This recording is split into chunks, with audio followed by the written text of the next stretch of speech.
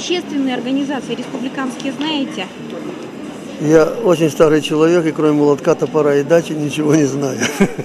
Общественные организации,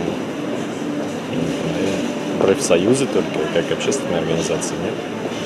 Общественные республиканские организации. Много их тут. Я здесь недавно живу. Ну, то есть еще не сталкивались с ними? Есть молодежная организация, но толку мало, потому что все представители заинтересованные. Я знаю про «Энкаунтер». «Ночной дозор» слышала. Все, больше ничего. Голый коми, отрыв, движение пенсионеров. Ну все. Видимо, их нет. Видимо, а может быть, если они есть, то они мало что-то делают. Ну, ВД. Или что у нас еще, какие общественные? Сейчас все, по-моему, частные. Какие общественные организации Республики Коми вы знаете? Единая Россия. Они есть вообще? Да. А чем они занимаются? Общественные. Не знаем ни одной.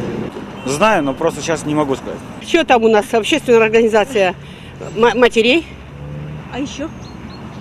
правозащитники, а еще, не знаю, КПРФ, ЛДПР. Это не общественные разве? Я же нигде не участвую сейчас уже. Я далека от жизни. Фонд имени Банбана Николая Кузьмича. Молодежное движение, немцы в России.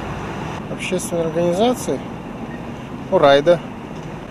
Совет ветеранов, ветераны-афганцы.